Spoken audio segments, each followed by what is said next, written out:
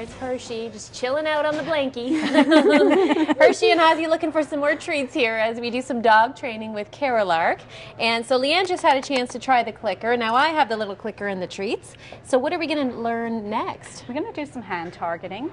And the purpose of hand targeting is to direct your dog where you want without having to pull on the collar and pull the leash really like drag hard. them where we want them to go. We don't want to do that. Okay. We want them to follow willingly. So with a large dog, we will use it for loose leash walking so that we can just get the dog to stay right by the side of us. So if you put your hand here, the dog will go to the hand, or if you do this, or okay, absolutely. Gotcha. So we're going to start off by just putting a hand out in front of Ozzy and then clicking as his nose makes impact with your hand, and then he gets the treat delivered. Oh, okay, great. Okay, so we're going to let you have a go at this. Yes, you I'm got nervous. somebody. Don't mess Ozzy up. Put some hard work into it. Okay.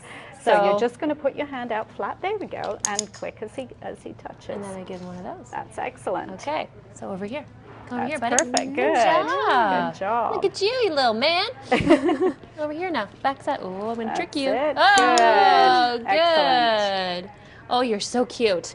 Now I have a question. The eternal jumping up problem. Okay. You know, guests come to the door, dog's all excited, jumping up. How do we stop that? Well, we reward for a sit. A sit's an incompatible behavior to jumping up.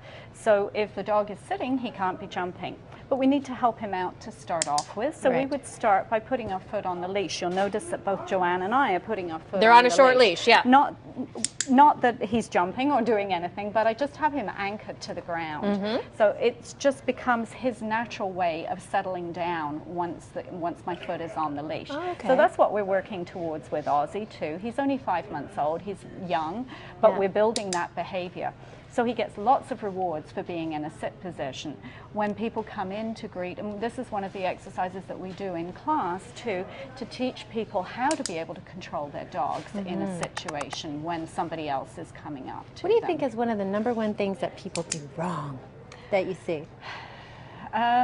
Kind of hard to say. There's Just giving them too much room, like just letting them own you kind of thing? Yes, I think so. I think it's letting the dog rule you. The dogs do what works for them, and usually if we've got bad behaviors, it's because we've inadvertently trained that behavior into the dog. Yeah. Without realizing what we're doing, we've rewarded it in some way, and dogs work for the immediate consequences of their actions. Yeah. So we let their cuteness get the best of us, yes, eh? Then we just let them run all over us. Absolutely. I mean, who wouldn't want to cuddle with him? I know, so adorable.